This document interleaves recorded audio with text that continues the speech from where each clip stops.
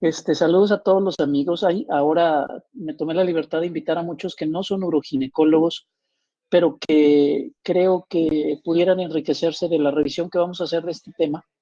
Y por eso hay mucha gente que está ahora conociendo todo lo que ya hace la Sociedad Mexicana de Urología Ginecológica. Bienvenidos a todos.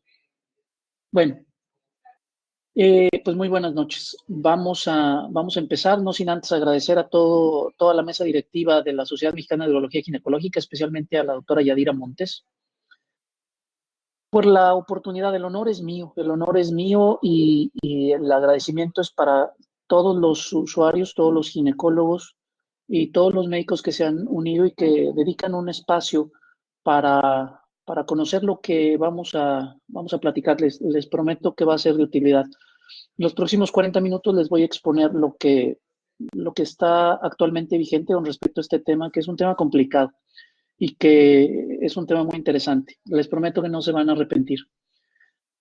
Bueno, miren, mi primera actividad académica profesional fuera de mi casa de San Luis Potosí la hice en Puerto Vallarta, en uno de los congresos nacionales de la Sociedad Mexicana de Urología Ginecológica. Yo era residente de la especialidad de ginecología y obstetricia hace ya más de 10 años. En esta ocasión, esta presentación está dirigida sobre todo a médicos ginecólogos y uroginecólogos de México y Latinoamérica, pero seguramente la verán también algunas pacientes. Ojalá esta presentación sirva para que los primeros reafirmen sus conocimientos, pero también para que las segundas comprendan que las disfunciones sexuales no es algo que se estén inventando o que sea algo normal, parte del proceso de la edad. Y que algo de lo que escuchen en esta ocasión, pues las haga hacer clic y se decidan a buscar ayuda. Autorizo explícitamente la reproducción de este contenido para fines académicos. La sexualidad es un contexto individual, personal y único. Nuestro propio concepto de sexualidad va cambiando según nuestra edad, según nuestras necesidades y también según nuestras vivencias. Es decir, creamos este concepto de sexualidad conforme lo vamos viviendo, literalmente. Y estas vivencias afectan para bien o para mal nuestra opinión y nuestra reacción ante la sexualidad propia y ajena. Y esto aplica también en una doble medida para el médico, cuando trata a las pacientes por este tipo de problema.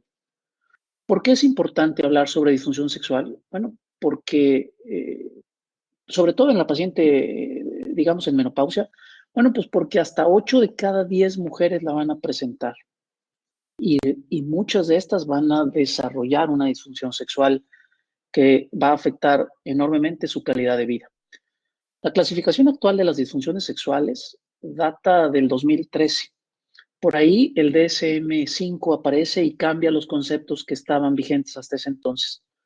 Un poquito de historia, el DSM-1 en 1952 contemplaba 60 categorías diferentes de trastornos emocionales o psicológicos o psiquiátricos. El DSM-4 en 1994 ya contemplaba 400 diagnósticos y lo referente a las disfunciones sexuales se basaba en los modelos lineales que en su momento publicaron Masters y Johnson y que fueron modificados y adaptados por Kaplan. Estamos hablando en la temporada en donde la gran mayoría de los que estamos ahora por acá, los ginecólogos, los urólogos, los uroginecólogos, nos formamos. Y esto, actualmente, estos modelos de Masters y Johnson ya no están vigentes. Y por lo mismo, este tipo de temas son temas que normalmente el ginecólogo no sabe manejar porque no nos preparan para ello. Pareciera que la única que no sabemos cuando una paciente refiere algo relacionado a esto es una receta que se limita a contener quizá algún lubricante, quizá algún estrógeno vaginal y muchas veces algo de testosterona.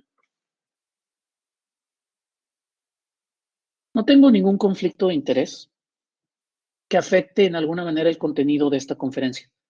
No promociono el uso de láser, no pongo pellets, ni tengo una tienda de juguetes sexuales.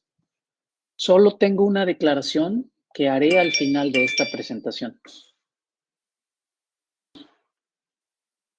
Quienes han visto este meme, este video gracioso que desafortunadamente aquí para cuestiones académicas no podemos correr, pues han visto ese bebé que entra como a una habitación y algo ve y se regresa corriendo. Bueno, casi literalmente que esto pareciera que, que quisiéramos hacer cuando una paciente nos dice que tiene un problema de disfunción sexual. Eh, las disfunciones sexuales, es un problema usualmente silencioso, que ni siquiera la paciente interpreta como un verdadero problema. Si la paciente lo detectara como un problema, esa sería su causa de consulta. Y esto normalmente no es así. Por ello, cuando la paciente se percata de que algo no está del todo bien, comienza discretamente a investigar si ella es la única que tiene este problema. Y cuando se lo comenta al médico, tristemente muchas veces, de manera así como muy veladita, obtiene una respuesta del médico que no la hace sentir cómoda para seguir de alguna manera indagando al respecto. Quisiera que nos quedáramos con algunos conceptos importantes y el primero que voy a transmitirles esta noche es que como en la pesca, esto es algo que debe de aplicar algunos de los dichos que para ello existen. Por ejemplo, hay un dicho en la pesca que dice, pescador tosudo, pescador seguro. Es decir, hay que ir a investigar algo que, digamos, de momento pareciera ser algo muy sutil, pero quizá abajo es solamente eso que estamos refiriendo la paciente o que nosotros nos estamos percatando, es la punta de un iceberg que tiene una problemática mucho más grande. Y el otro dicho relacionado a la pesca y que también aplica para esto es otro que dice, a río revuelto, ganancia de pescadores. Y es que nosotros, desde mi perspectiva, hemos generado mucho, o es mucho de nuestra responsabilidad, por no decir culpa, el hecho de que hayan proliferado muchísimas pseudo opciones, pero que no son otra cosa más que opciones que la paciente está necesitando y que necesita recibir por un problema que el médico no está tratando de manera correcta. Yo quisiera preguntarles, ¿cuántos colegas conocen que tengan el valor moral de decirle a la paciente en algo, oiga, ¿sabe qué? No sé, déjeme investigar. Muy pocos. Y ya para que la paciente se decida, después de consultarle al doctor Google y de leer sus manuales o los artículos en alguna revista o de preguntarle a la amiga, pues entonces llega con el médico y si el médico no la orienta de manera correcta, muchas veces se topa en pared. Esta y la siguiente diapositiva son, digamos, emuladas de un congreso nuestro Congreso Nacional que acaba de ser recientemente y que le escuché al doctor Antonio Peralta y que de alguna manera quise compartirles dando el crédito correspondiente. Bueno, eh, ¿recuerdan cuando estudiamos urología ginecológica y la definición de la incontinencia urinaria requería que nosotros demostráramos objetivamente que la paciente perdía orina? Bueno, en ese punto estamos a nivel de las disfunciones sexuales. Para que nosotros podamos hacer un diagnóstico de una disfunción sexual, necesitamos que haya un problema que cause un problema. Es decir, que este problema esté presente en al menos 3 de cada 4 episodios sexuales y que esto persista por más de 6 meses. Se oye complicado. Lo más difícil no es eso. Lo más difícil es que esto no lo investigamos. Una cosa sí es verdad. No existe una relación directa entre dos factores que comúnmente creemos con respecto a la sexualidad. Es decir, no hay una relación entre la edad, los niveles hormonales y la satisfacción sexual. Esto ya está plenamente justificado y hay muchísima información e investigación al respecto. Para esto no existen consultas de fast track. Aquí no existe una receta de cocina o un manual que aplique para todos los casos. Aquí el abordaje deberá de ser cuidadosamente y exhaustivamente dirigido y suele consumir tiempo. Sin embargo, te quisiera compartir que si tú te dedicas a abordar este tema en la paciente, la fidelidad en ese tiempo que estás invirtiendo se verá compensada en la fidelidad de tu paciente. Pregúntate, ¿cómo reaccionas cuando una paciente y su pareja te refiere una problemática de esto? La segunda cosa que debes preguntarte es, bueno, ya que te lo refirieron, ¿te da la percepción que a ellos, a él o a ella, le importa? Otra pregunta que debemos hacernos es, nos tomamos el tiempo para indagar cómo fueron sus primeros contactos sexuales consensuados o no de la paciente que nos está hablando de una posible problemática. Y esto, conforme vayamos hablando en la conferencia, lo veremos y lo comprenderemos más detalladamente. A fin de cuentas, es importante establecer el estado normal o ideal de las cosas para esa paciente, porque recuerden que lo normal es muy subjetivo y aplica de manera diferente para cada pareja. Es indudable que la historia clínica y la exploración física es muy importante, pero también es muy importante la respuesta a las inquietudes de la paciente y su pareja, porque pareciera que muchas veces el médico, el ginecólogo, se concentra solamente en hacer una evaluación y dejar un expediente perfectamente integrado, pero no transmitirle o aclararle todas las dudas a nuestra, en este caso, a la paciente. Dicen que nuestra capacidad de atención no va más allá de los 8 minutos y antes de que se acaben los 8 minutos, les quiero compartir los mensajes que creo que son clave con respecto a este tema. El primero es que las disfunciones sexuales se correlacionan mayormente con trastornos emocionales que con niveles hormonales. El segundo es que se requiere que exista un problema que cause un problema, lo que ya estipulamos en más del 75% de los eventos. Casi siempre existen comorbilidades que pueden ser las causantes o que pueden ser concurrentes y en ello implica la acción de ciertos medicamentos que la paciente está recibiendo para sus otras enfermedades y que nos afectan la capacidad de respuesta sexual en nuestras pacientes.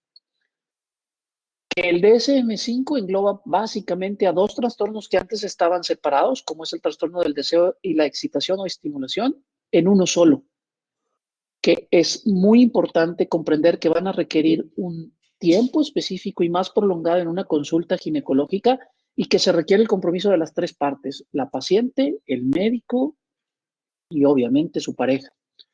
Que es fundamental identificar y resolver las causas del dolor. Siempre que hay dolor hay que ir a atacarlo, siempre, porque si no, no vamos a poder atacar las otras fases que comúnmente se afectan.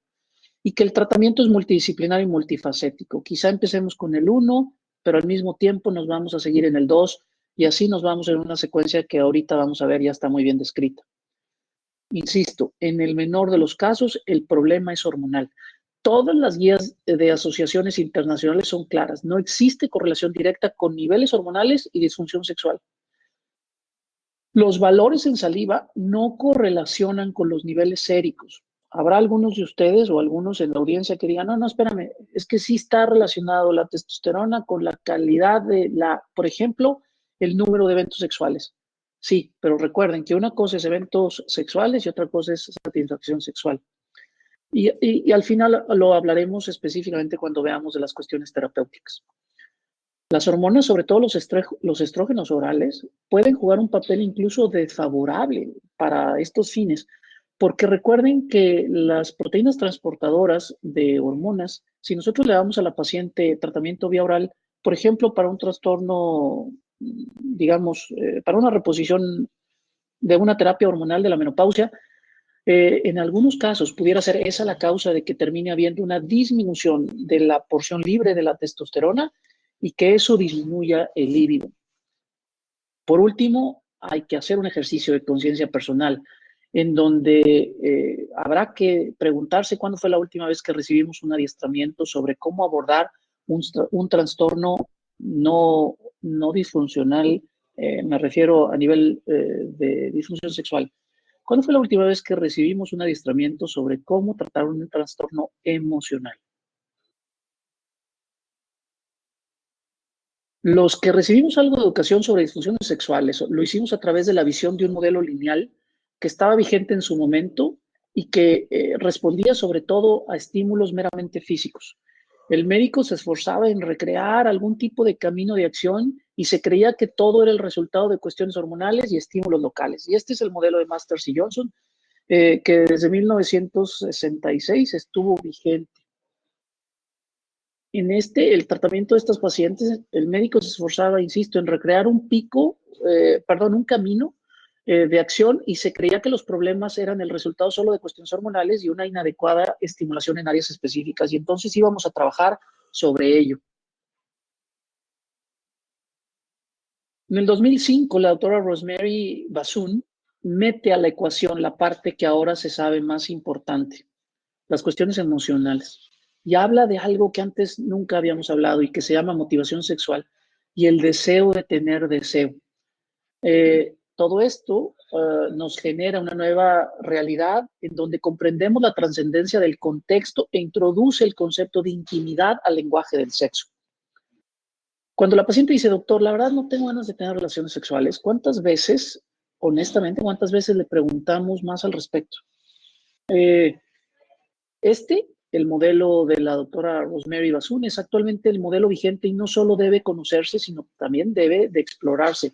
Es decir, debemos ir a buscarlo, como por ejemplo, yo quisiera preguntarles, ¿cuántos de ustedes saben cómo se evalúa el deseo de receptividad? Que es algo que está contemplado en parte de este protocolo. Entonces, para sintetizar, el modelo actual de la sexualidad contempla el acto sexual, pero también la esencia que engloba todo el antes, todo el durante y todo el después. Y para ello se tiene que involucrar a un ausente frecuente en la consulta, la pareja. La importancia de conocer el modelo es contemplar las líneas de acción específicas y más adelante veremos las 3 principales problemáticas y sus acciones específicas para resolverlas. Estas 2 personas acuden a consulta por problemas al tener relaciones sexuales, cada una obviamente por separado con sus respectivas parejas. Las 2 tienen una disfunción sexual. Si yo les dijera que la de la izquierda tiene dolor al momento de tener relaciones sexuales y la de la derecha no siente deseo de tener relaciones y que ambas son genéticamente idénticas, yo quisiera preguntarles, ¿qué tratamiento les darían? ¿Cuál sería su abordaje inicial en estos casos? Una de ellas tiene el antecedente de haber tenido cirugía para corrección de prolapso. Si yo les preguntara, ¿cuál de ellas creen que ese antecedente sea el que le está generando su causa de consulta? ¿Cómo se tratan? Las 2 tienen de una u otra manera dispareunia. Sin embargo, muchos de ustedes seguramente habrán intuido que la dispareunia era por resequedad. Los uroginecólogos seguramente se fueron un paso incluso más allá y trataron de ir a buscar intencionalmente un estrechamiento vaginal. La falta de deseo en la otra paciente no era por deficiencia androgénica y ya le habíamos dado testosterona. El problema de esa otra paciente era una inflamación intestinal que terminaba generándole una dispareunia profunda y que le hacía que tuviera dolor, lo cual le generaba esta repulsión inconsciente para no querer tener intimidad con su pareja. Estos son ejemplos que comúnmente están presentes en la consulta y que si no nos vamos a investigar un poquito más a fondo, usualmente tratamos de manera incorrecta.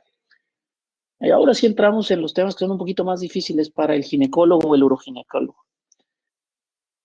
Tenemos que ser congruentes.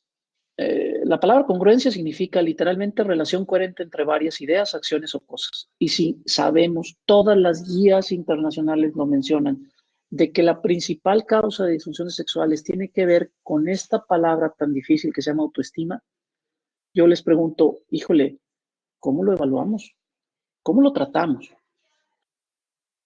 Yo no he ido a ningún solo congreso en donde de manera formal se trate de manera académica a los ginecólogos cómo se maneja la autoestima en una paciente desde el punto de vista médico, no chamanesco.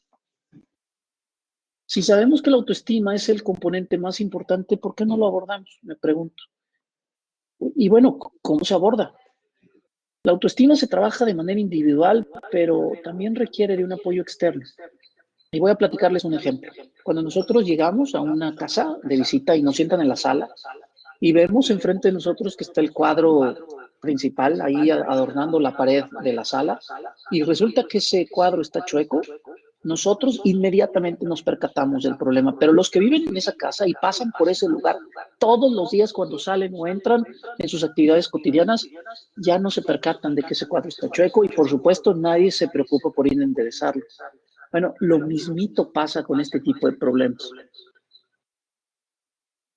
Entonces, quienes conocen las secuencias del mejoramiento de la autoestima, pues bueno, comprenderán o sabrán que el autorreconocimiento se tiene que trabajar a través de cuestionarse qué tan efectivamente reconoce la paciente la causa de sus acciones y de sus sentimientos que le generan esas acciones y viceversa.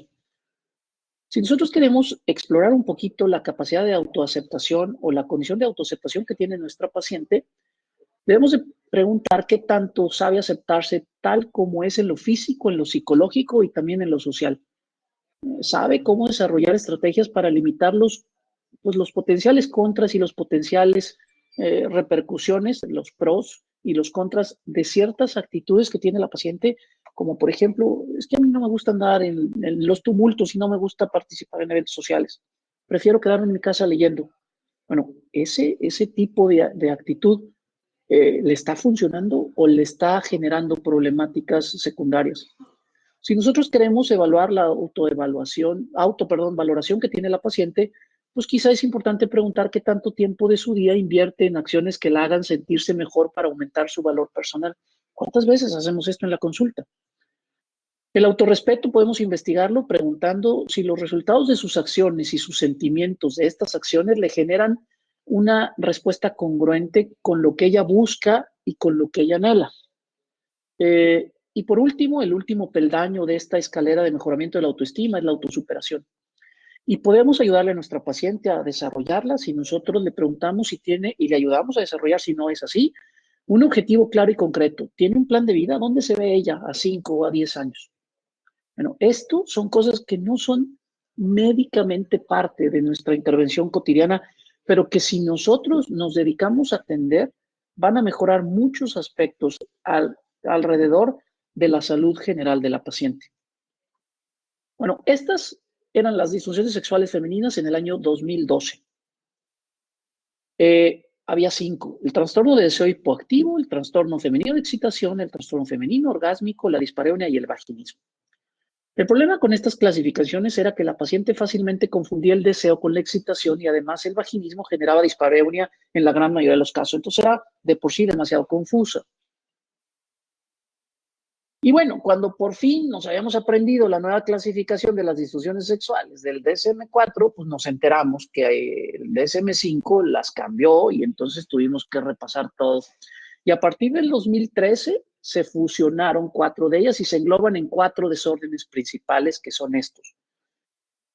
Todas las disfunciones sexuales femeninas entran en cualquiera de estas 3 categorías: el trastorno del deseo de excitabilidad, el trastorno femenino orgásmico y el trastorno genitopélvico doloroso a la penetración.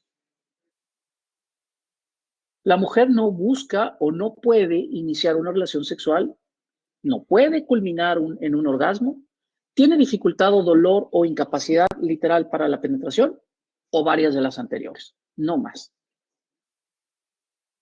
La edad afecta la prevalencia de las disfunciones sexuales. Se estima que en la etapa premenopáusica las cifras más conservadoras hablan de un 20% de afectación y después de la menopausia más o menos entre un 15 o un 80% según la referencia que se consulte. Un promedio de 50% de todas las pacientes están afectadas. La gran mayoría de las pacientes que tienen disfunción sexual no la van a reconocer y no la van a expresar oportunamente a su médico en la consulta, y esto ya lo estipulamos. De las que sí lo comunican, normalmente menos del 20% van a ser escuchadas por el médico. Escuchadas. Escuchadas significa te escucho y hago algo en consecuencia, no nada más te oigo. Para el abordaje nos concentramos sobre todo en un grupo muy específico. Nos vamos a concentrar en esta conferencia sobre todo en este rubro: la paciente que tiene una disfunción sexual del piso, que además tiene una disfunción del piso pélvico y que además está en menopausia, son muchas de ellas.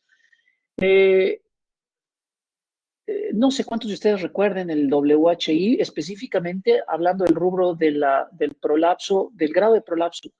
Pero si ustedes revisan a detalle, los que no lo conozcan, este estudio, que estuvo hecho para otros fines, vio que el 67% de todas esas pacientes tenían algún tipo de prolapso, por hablar solamente de una de las disfunciones sexuales, digo, de las disfunciones del piso pélvico.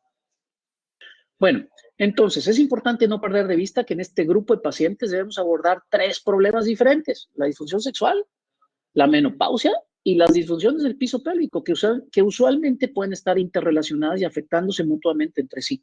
Además, la paciente puede cursar alguno o todos estos problemas y no ser esto la causa de consulta. La paciente fue porque iba a su papá Nicolau y ahí nos percatamos que tenía un prolapso y que además tenía atrofia vaginal, y cuando nosotros le preguntamos, brinca la liebre, como luego decimos por ahí. Una paciente premenopáusica sana con desinterés para iniciar un encuentro sexual con su pareja pudiera ser atendida por cualquiera de estos profesionistas, porque quizá ahí el contexto es un poquito más, digamos, sencillo y pudiera ser abordado por cualquiera de estos del equipo de salud. Una paciente con el mismo problema, pero en el periodo perimenopáusico o después de este, pudiera ser insuficientemente abordada si en su equipo de salud no se encuentra un ginecólogo o un uroginecólogo involucrado. Sin embargo, en una paciente que además de que tiene una disfunción sexual, tiene además una disfunción del piso pélvico, pues lo recomendable es que el uroginecólogo o un ginecólogo con una amplia experiencia en trastornos del piso pélvico sea quienes tratan o dirigen a esta paciente. Este es el documento oficial que todos los uroginecólogos deberían conocer y seguir como el parámetro para normar nuestros esfuerzos terapéuticos en estas pacientes. Publicado en el año 2018 y liderado por la doctora Rebecca Rogers, contiene no solo las disfunciones sexuales, focalizando el grado de compromiso de las distintas disfunciones del piso pélvico y su responsabilidad en ellas, sino que además contemplan las opciones terapéuticas disponibles para cada una de ellas. Esta es la doctora Rogers, que estuvo con nosotros en el Congreso Nacional de Urología Ginecológica, llevado a cabo en el pasado mes de mayo de este año en la ciudad de Zacatecas. Ahí está con la doctora Iglesias en un debate que, por cierto, estuvo muy interesante. En una de las partes iniciales de este documento, de por cierto, al final voy a compartirles, o está por ahí mi correo electrónico, y quien quiera estos documentos, con muchísimo gusto se los puedo enviar a su correo de manera personal. Bueno, ahí en una de las partes iniciales del documento se menciona que el documento de la estandarización, que ahí lo tienen referido en la parte superior izquierda de la YUGA y el ICS, liderado por el doctor Hyland, hace mención de las disfunciones sexuales, pero no contempla nada con respecto a cómo deben valorarse. Es decir, reconoce que ahí están, pero no nos dice más. Y este nuevo documento fue precisamente consolidado para tratar esta temática. Para hablar sobre las mejores prácticas y las recomendaciones de abordaje terapéutico, nos concentraremos en el documento de la doctora Rogers y en las guías internacionales de manejo publicadas en los últimos 2 años, como esta del Colegio Británico. Y al final también mencionaré este documento, que es como una nueva, digamos, peldaño en el paradigma reciente en el manejo de las disfunciones sexuales, que fue publicado por la doctora Rosela Napi, que estuvo contemplada para asistir al pasado Congreso Nacional de nuestra Federación Mexicana. Aquí vamos a introducir un nuevo término que al final les compartiré. A fin de cuentas, todas las disfunciones sexuales en la mujer, estas 3 que ya habíamos hablado, deben de ser clasificadas en alguno de estos 3 rubros y debemos de desglosarlas desde el punto de vista terapéutico, que a fin de cuentas es el enfoque que debemos tomar para solucionar la causa de la consulta de nuestra paciente, en alguna de estas 4 ramas o vertientes. Los 2 que están señalados en color morado son las más comunes en las mujeres menopáusicas, las alteraciones del libido y las alteraciones del orgasmo. No sé cuántos de ustedes conocen el libro de Edward de Bono que se llama 6 sombreros para pensar. Quienes no lo conozcan, se los recomiendo. Es un texto importante y, a fin de cuentas, es una herramienta de comunicación interna que nos permite un enfoque de análisis objetivo de las circunstancias cualquiera, sin contaminarlas con respecto a los diferentes escenarios, como por ejemplo la sensación, la percepción o los sesgos de raciocinio.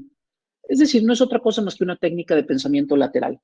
Y es que comúnmente decimos, bueno, es que la paciente tiene que hacer esto, pero no tiene dinero, no, bueno, es que luego no va a poder venir, y es que su familia, pues igual y la critica, y eso contamina nuestro proceso de pensamiento y hace que muchas veces terminemos en una inacción.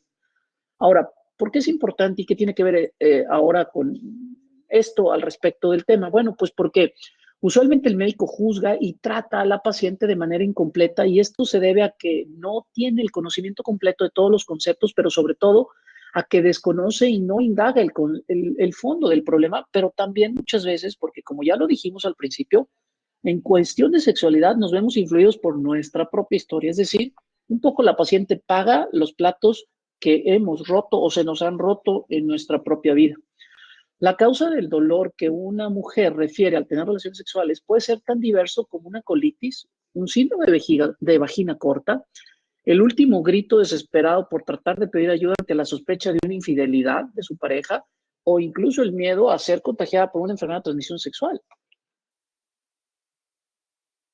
El documento que ya comentamos de la Yuga y el ICS es muy claro. Busca englobar en más de 100 definiciones separadas y en síntomas específicos lo que debemos conocer para dirigirnos a la región anatómica que pudiera corresponder a la causa más común de patologías uroginecológicas responsables, sin perder de vista la necesidad de saber ayudar a especialistas afines y sobre todo con una visión dirigida a desenmascarar problemas que aún no han sido debidamente consignados.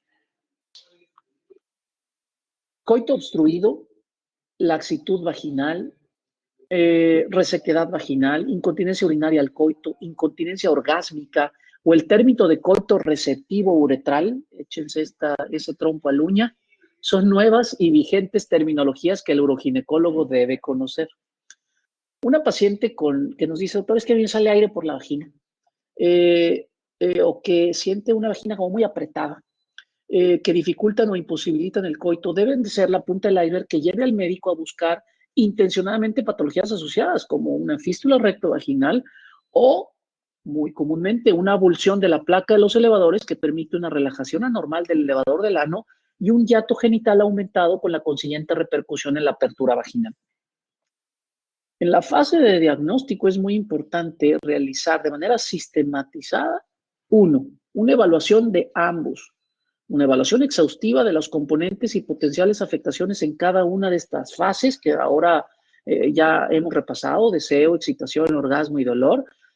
Y dos, el tiempo de evolución de la problemática que a fin de cuentas estamos investigando. También debemos investigar si existen desencadenantes que dieron pauta al problema. Y tres, una valoración de la calidad de la autoimagen de la paciente, porque ya mencionamos que es una parte muy importante en la ecuación. Como punto número 4, debemos de abordar el estado emocional actual de la paciente, porque una cosa es su disfunción y otra cosa es su estado actual. Y 5, la calidad de su relación con su pareja. 6, sus enfermedades coexistentes, incluida de manera detallada todos los medicamentos que está recibiendo, y ahorita lo veremos a detalle.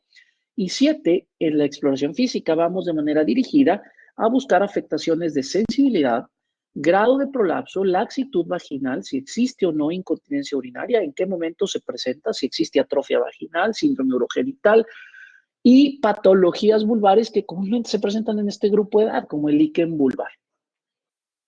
Entonces, todo esto lo vamos a englobar para poder llegar a un plan de acción que va a contemplar manejos conservadores, tratamientos quirúrgicos, y terapias farmacológicas y algunas otras. Estamos actualmente en la fase de estabilización de la curva con respecto a los tratamientos para las disfunciones sexuales, pero habrá que aceptar de manera nada justa con respecto a la paridad entre ambos sexos que actualmente existen 8 medicamentos para tratar las disfunciones sexuales en el hombre por cada uno que existe para tratar las disfunciones en las mujeres. Un poquito de historia para contextualizar. En el año 1989, dos médicos, Peter Dunne y Albert Wood, que por cierto Albert Wood, hay 1000 fotografías de lo que se supone que es Albert Wood, y no sabemos cuál es el verdadero, eran los investigadores principales en un protocolo que buscaba demostrar la efectividad de un nuevo medicamento para tratar la hipertensión arterial en este hospital en la provincia de Gales, en Gran Bretaña. A muchos de los presentes en esta conferencia, este señor les ha hecho pasar noches en vela. Allá por los años de 1990 trabajó fíjense muy bien, como colaborador secundario en un estudio que buscaba mejorar la hipertensión, que les comentaba. Este estudio, todo este contexto fue literalmente la semilla que sembró la necesidad de volver a hablar de las disfunciones sexuales en la mujer después de la menopausia. El Viagra se aprobó por la FDA en 1998 y seguramente muchos de ustedes conocen la anécdota, algunos quizá no, de que este estudio se diseñó para ver si este medicamento, el sildenafil, mejoraba la hipertensión en pacientes hipertensos y se les dio grupo control y grupo que recibía el medicamento.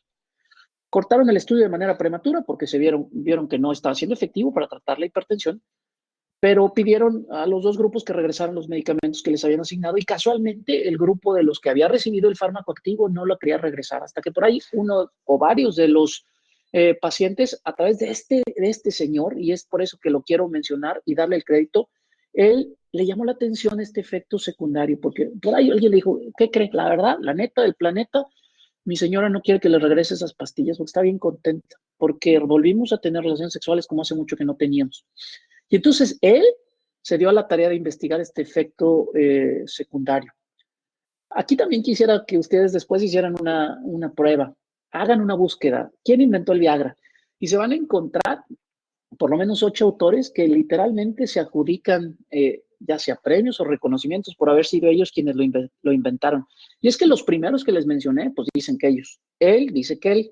Y quien lo comercializó en Estados Unidos dice que él. Entonces, hay muchos que se atribuyen esta flor, pero a fin de cuentas esa es la pequeña anécdota del Viagra. Bueno, traigo, insisto, este dato a colación porque es muy importante que nosotros sepamos ir a buscar un poquito más allá de lo que es evidente en el contexto de la sexualidad de nuestra paciente.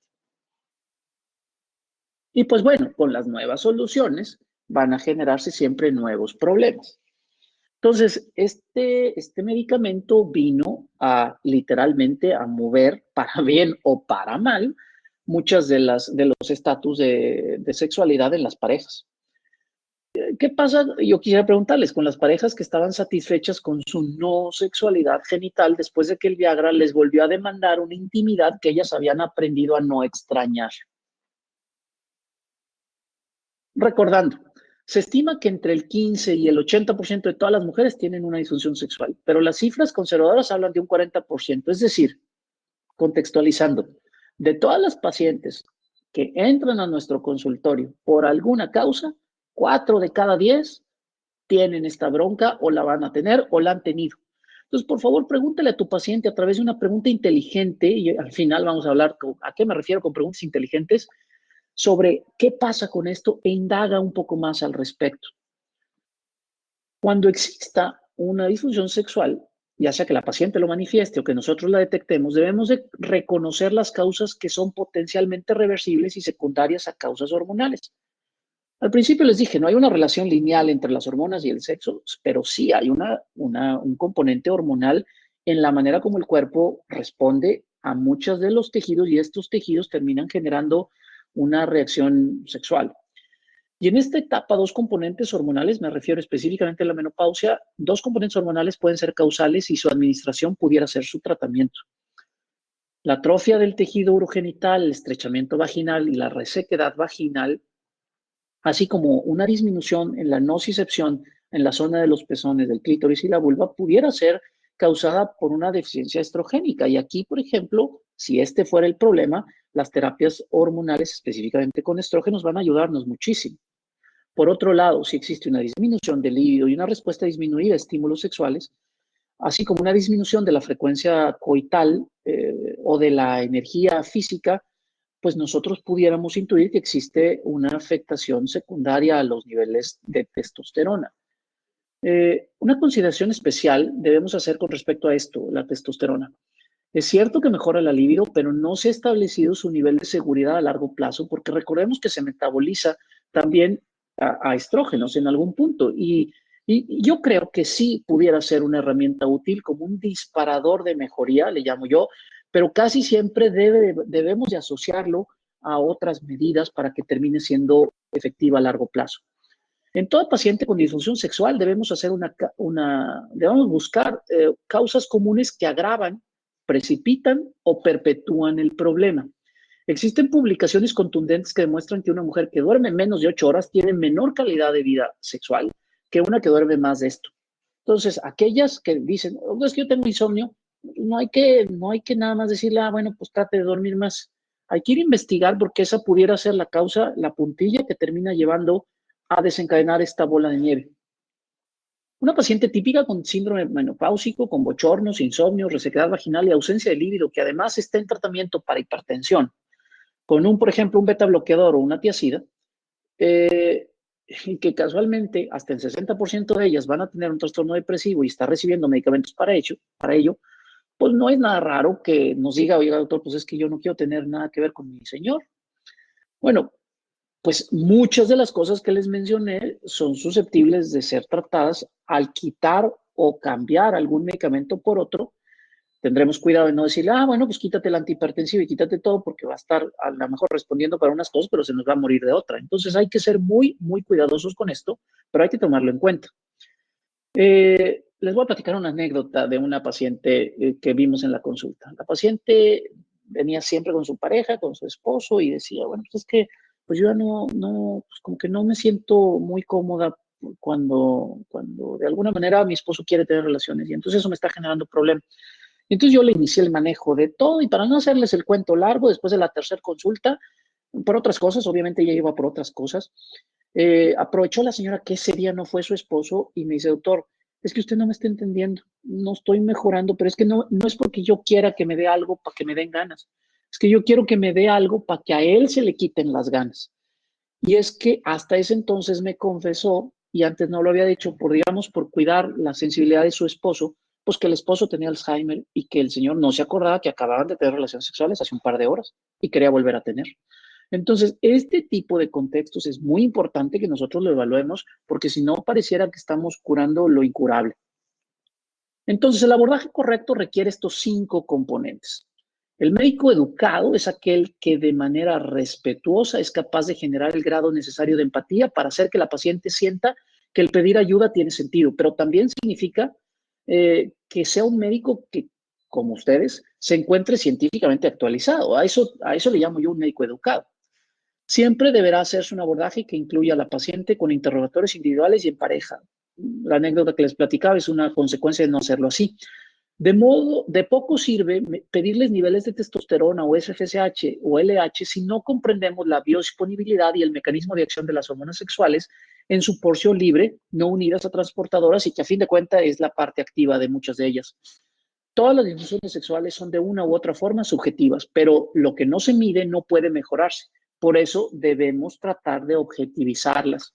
Y estos son los 6 principales cuestionarios que se han utilizado para evaluar. Hay muchos, pero estos son los 6 principales para evaluar las disfunciones sexuales.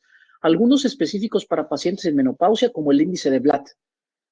Muchos de ellos exploran con más énfasis alguna de las fases que mencionamos, pero pueden utilizarse el que ustedes quieran, siempre y cuando ustedes siempre utilicen el mismo. Traten de hacerlo así para objetivizar a su paciente. Mientras más información te brinde un cuestionario, como por ejemplo hay cuestionarios de más de 30 ítems, pues te tardarás más en hacerlo, será un poquito más complicado elaborarlo, pero te brindará más información. Entonces, habrá algunos casos en donde ustedes tendrán que aplicar alguno más que el otro. El secreto está, desde mi punto de vista, el empezar a aplicar una medida estandarizada en todos tus pacientes y tener un formato para que en cuanto detectes que hay un problema, empezar a medir el estado actual para que puedas medir la repercusión de tus acciones, qué tan bien o qué tan mal vas. Al inicio les hablaba yo de las preguntas inteligentes y vamos a hablar un poquito con respecto a esto. Todos los que tenemos o hemos tenido hijos y que los recogíamos de la escuela, nosotros le preguntábamos a nuestro hijo o a nuestra hija, oye, ¿cómo te fue hoy en la escuela? Y era típico que nos respondiera bien. Bueno, esta no es un ejemplo de una pregunta inteligente. Lo que queremos es conocer no exactamente qué fue lo que hizo, no queremos una descripción de dónde estuvo metido y las travesuras que hizo. Queremos tener una interacción de saber si se la pasó bien, si tuvo alguna problemática, si de alguna manera hay algo en lo que nosotros podamos ayudarle. Igual pasa con las disfunciones sexuales. Y un ejemplo de preguntas inteligentes en el contexto de lo que queremos investigar en nuestro hijo, pues quizás sería esta. Oye, si le preguntamos, ¿qué fue lo más divertido que te pasó hoy en tu escuela? Platícame cuál fue la cosa más asombrosa que hicieron hoy tus amigos. Bueno, si hacemos esto, lo más probable es que nuestro hijo se quede pensando un poquito y se acuerde de ese momento y empiece solito a decirnos su vivencia. Lo mismo aplica para las disfunciones sexuales. Cuando nosotros queremos sacar una historia sexual de nuestra paciente, tenemos que investigar de cada una de las problemáticas si esto es nuevo, desde cuándo que lo tiene, si está asociado a algún evento desencadenante específico. Yo tengo dolor al momento de tener relaciones. Bueno, sí, pero ¿en qué momento? ¿Antes, durante, después?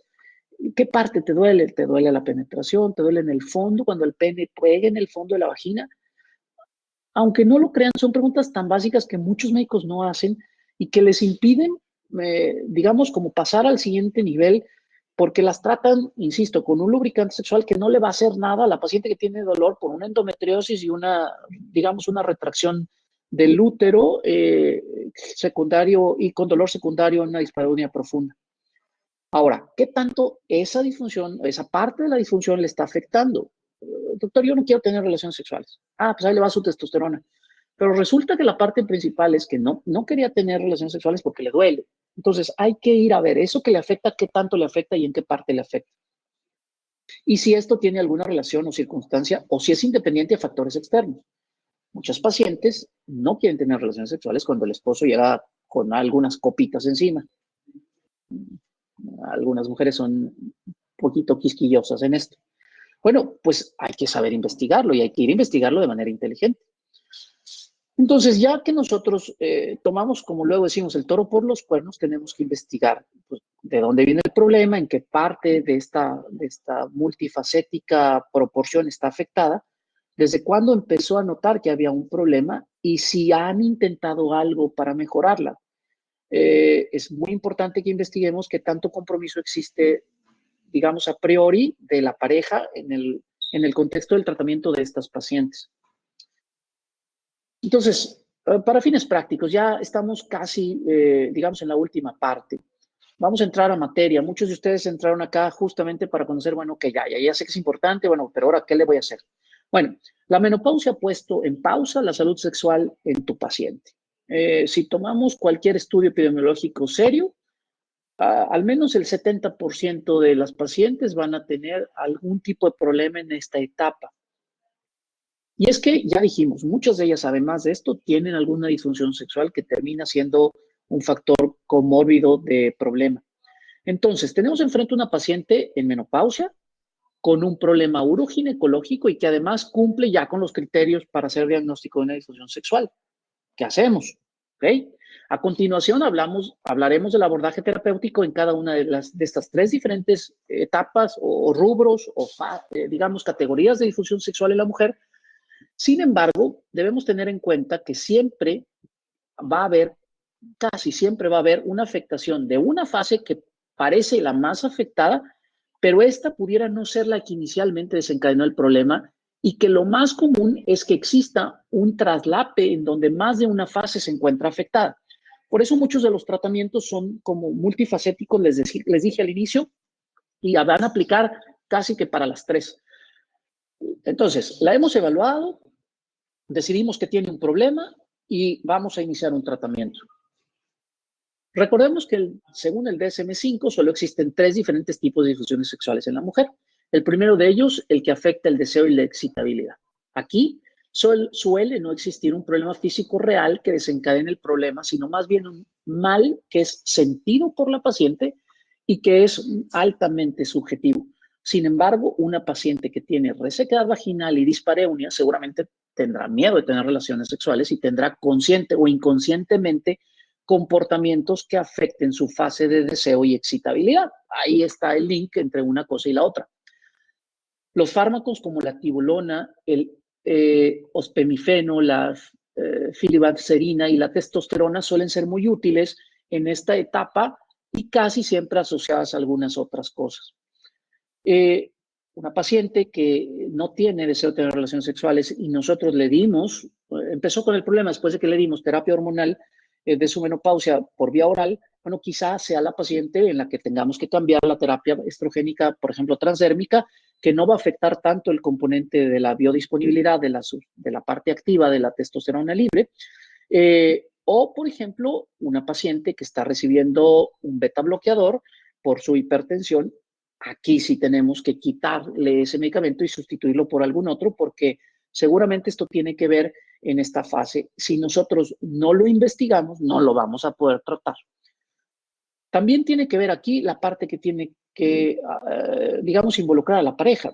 Digamos, la intensidad de la erección es uno de los factores que termina siendo la puntilla entre una deficiencia en la sensibilidad, en una neuropatía diabética, Entonces, si nosotros tenemos una señora que tiene un retardo en su sensibilidad o una afectación en su sensibilidad, pero además le sumamos que su pareja empezó con una disfunción eréctil, pues entonces se suman los factores que terminan dándonos la punta del iceberg.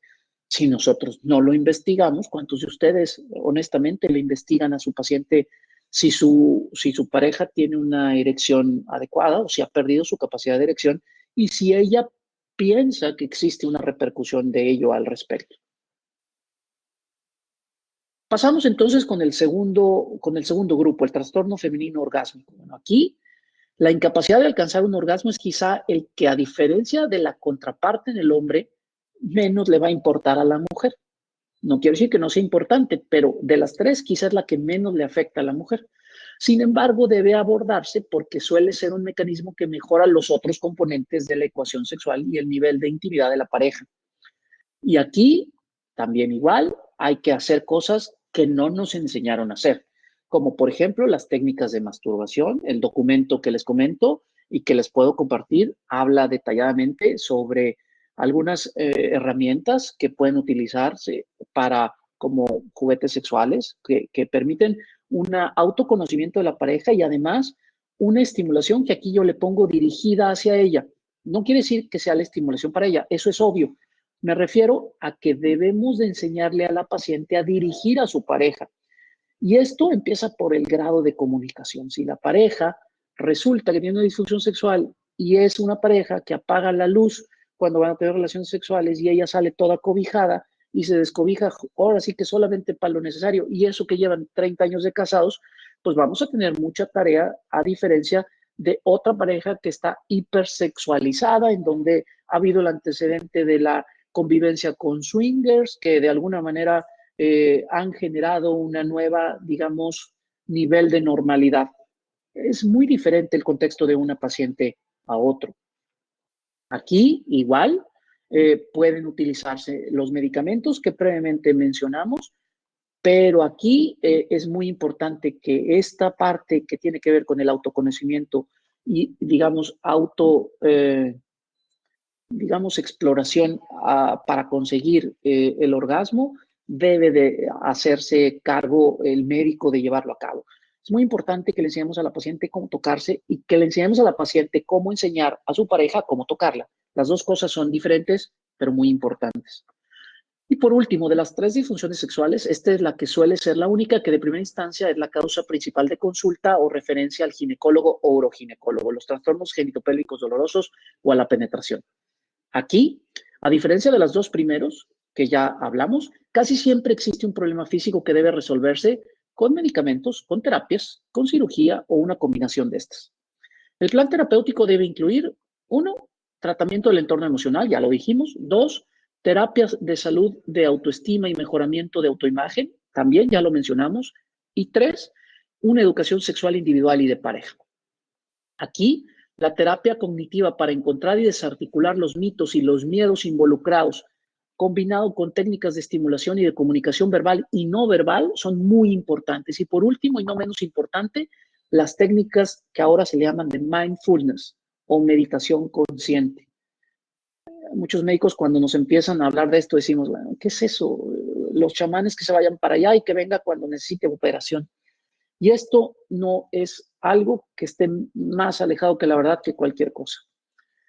Al inicio les dije que les iba a introducir un término digamos, a la ecuación de lo que actualmente se conoce como manejo integral de las disfunciones sexuales, y es el término de copupause o parejopausia. El paradigma vigente del abordaje de la sexualidad y las disfunciones sexuales implica la incorporación de este término. Y el concepto es sencillo. Es una ecuación en donde no puede haber uno sin el dos. Es decir, la pareja, ambos, de manera independiente e interdependiente, deben participar activamente en la solución de los problemas.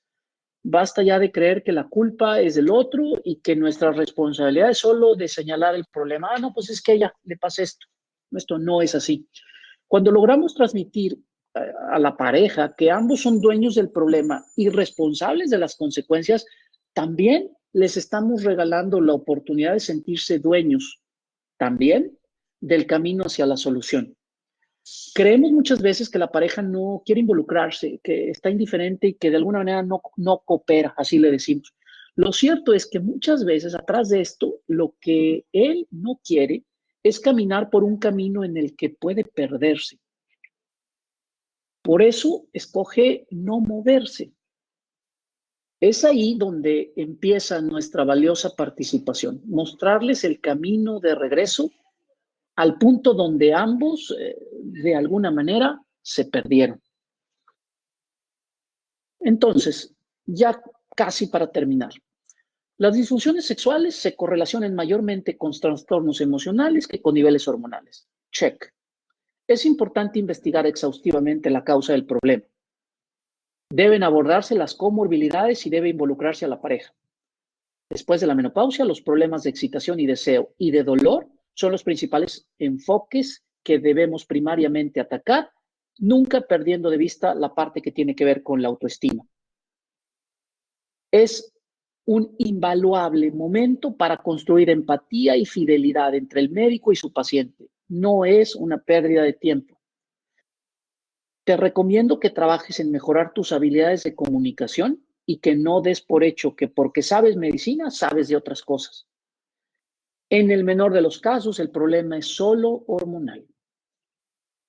Por último, quiero compartirles un texto que refleja lo que creo es el camino del reencuentro entre dos personas que estaban distantes y se han vuelto a descubrir a través de la forma más humana que tenemos de demostrar amor y afecto. Un beso. Dice Inés Arredondo en uno de sus textos. Me besó con delicadeza, como si hubiera querido guardar en sus labios, partícula por partícula, todo mi cuerpo. Me pareció extraordinaria aquella fidelidad tensa y sostenida, aquella emoción que se alargaba sin desfallecimientos hasta envolverme toda. Yo sabía que mi cuerpo resplandecía, otra vez, hermoso y perfecto. Al inicio les dije que al final les iba a hacer una declaración que ahora les comparto. Cuando la Sociedad Mexicana de Urología Ginecológica me invitó a participar en este ciclo de videoconferencias, me puse a pensar en cuál de todos los temas de la urología ginecológica había yo recibido la menor intensidad de adiestramiento. Y fue ahí que escogí las disfunciones sexuales, porque me permitió tener este bonito pretexto para revisar a detalle todo lo que hasta ahora está publicado, lo que ha sido efectivo, lo que es prudente y lo que es adecuado. Y espero que esta revisión hubiera estado a la altura de tus expectativas. Y pues bueno, culmino agradeciendo tu atención y quedo atento a sus preguntas y comentarios.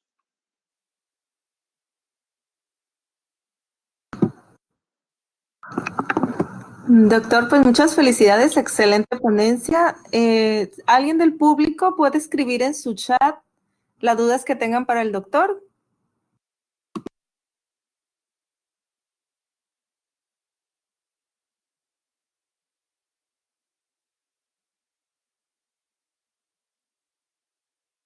Bueno, por ahí alguien, varios están por ahí haciendo algunas preguntas en el chat.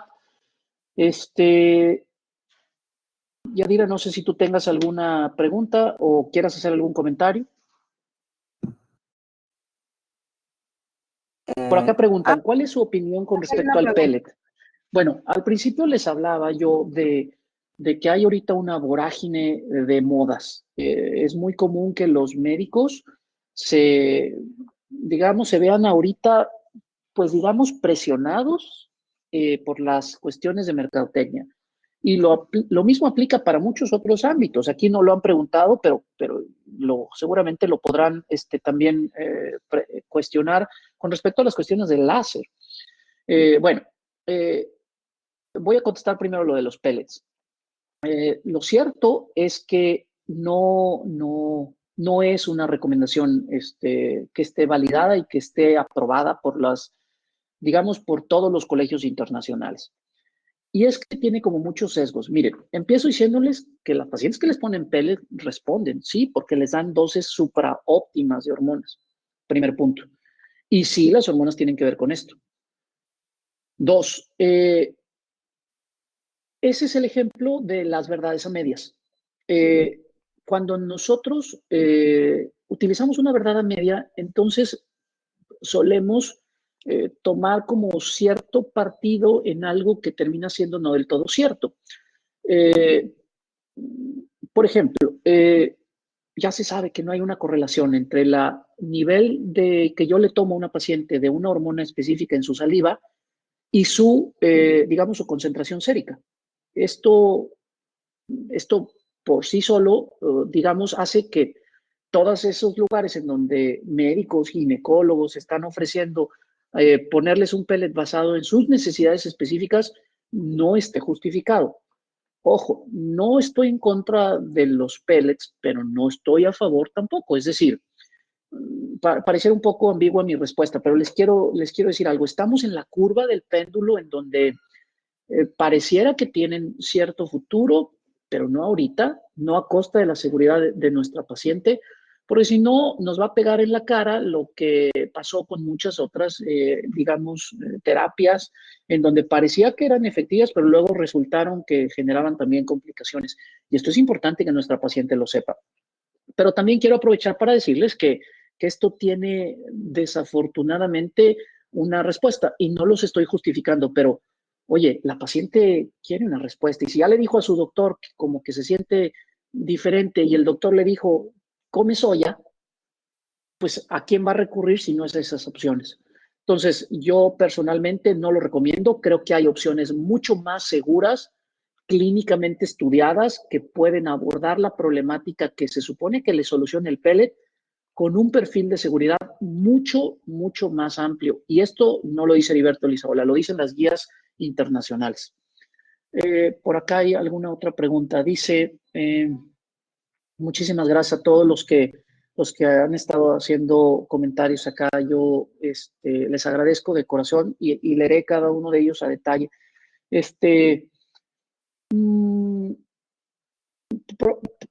Acá preguntan, indicaciones, tipo y dosis de androgenoterapia.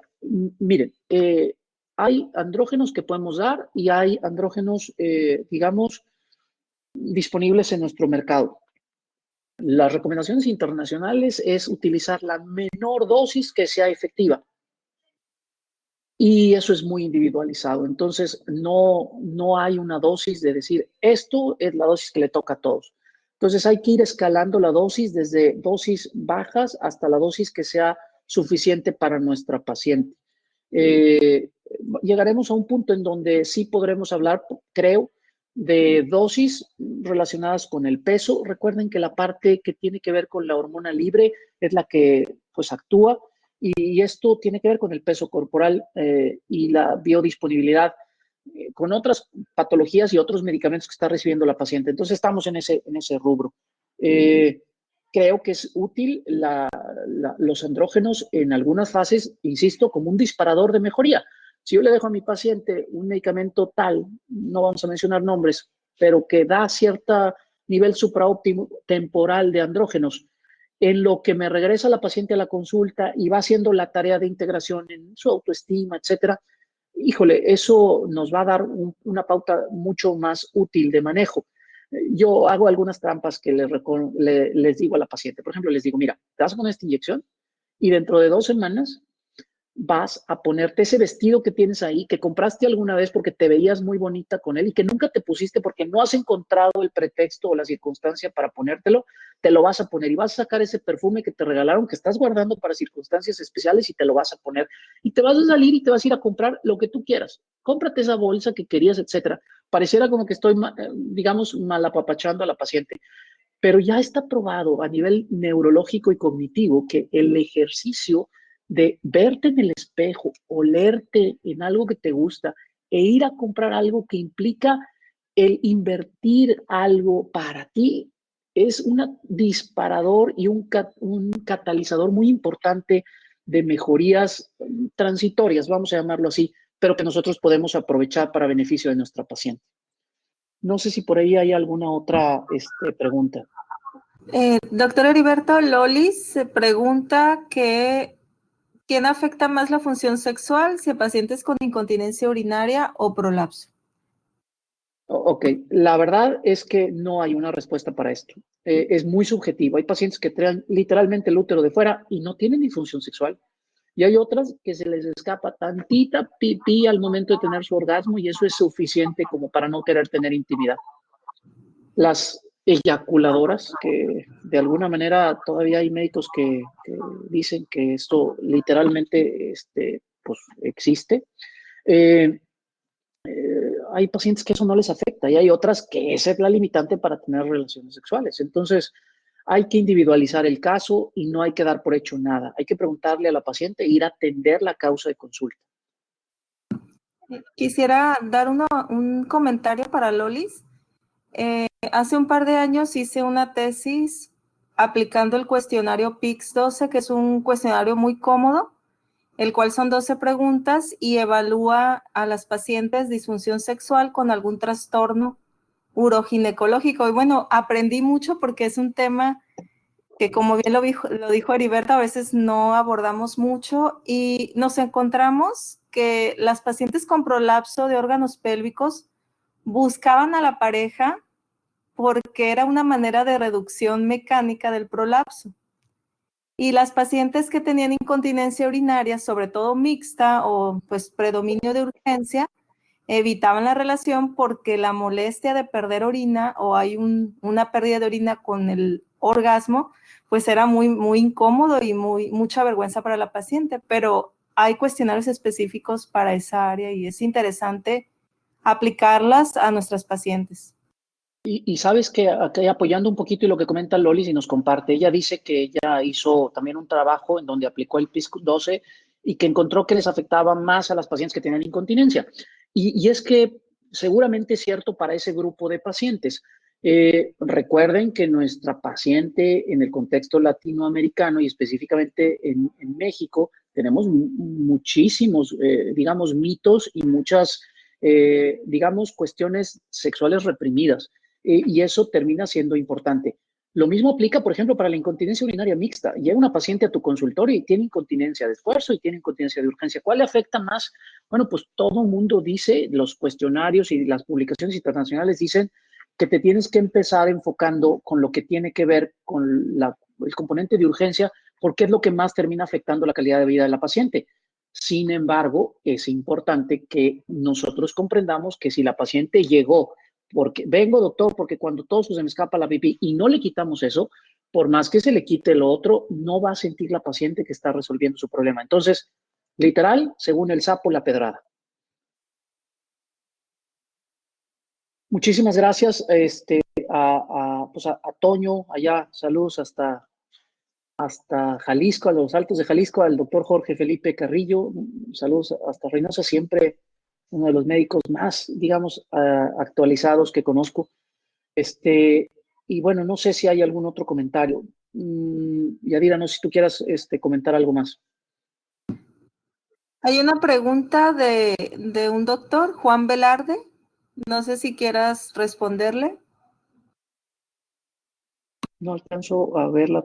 Ya la vi acá.